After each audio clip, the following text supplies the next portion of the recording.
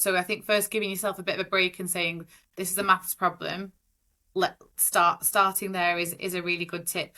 And the next one is absolutely doing a budget. Now, if you are in a relationship and you're in a good relationship, you should be doing that together. The woman should not be picking up the burden of the family budget. And actually, so many marriage problems or relationship problems come either because people genuinely aren't compatible when it comes to money, and I do believe that, by the way, but I also believe that people can, if they don't talk about it and they don't work on it together, how do you expect to be good at it as well? And so, and if you're not in a relationship, getting together with a friend that you trust and saying, "Can you help me with this? I want to." We have people send pictures in of like being on the living room floor on a Sunday, and there's papers everywhere, and they're like bank statements and pension papers, and knowing your numbers, knowing what comes in every month and what goes out every month and what debt you have. You can do like free credit checks that'll tell you all the debt that you have if you want a simple way to do it, and what savings and pensions you've got. It's a project. Like, it's not easy. Don't expect to do it easily, but actually it's very cathartic. It's kind of like clearing out that drawer in the bedroom that you've not cleared out in a while. But knowing your numbers allows you to set a plan, and that's usually the first time that someone that's in the situation you've described has probably done that in a long time, if at all. The feeling you get is kind of like that first workout or that first walk on a fitness journey. Rush. It's like there's lots of money personalities, and that's always difficult in a couple.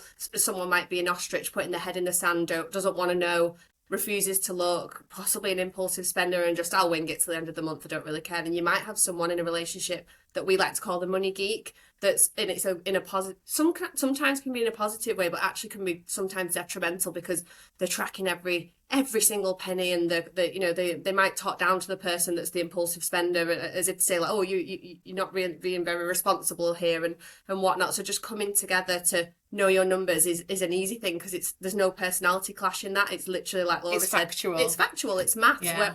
What's our starting point, and let's kind of do it. You find some people go, like, especially when men come to the conversation, it's usually that they don't realize how much groceries cost. They genuinely don't.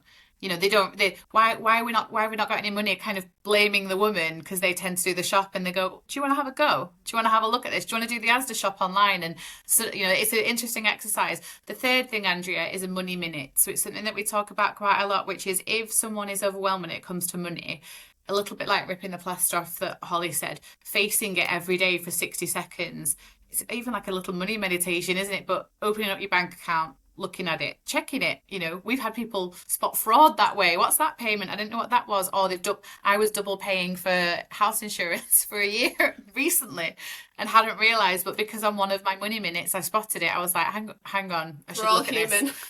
I own a financial business, and I did that, and so a money minute can take the sting out of finances a little bit, and that compounds. It's like the atomic habits, or reading 10 pages a day. By the end of the year, you're doing a lot. So I definitely recommend people taking a little money minute to check in with their money, check in with their budget, and then crack on with the day and forget about it. And I promise people will feel better.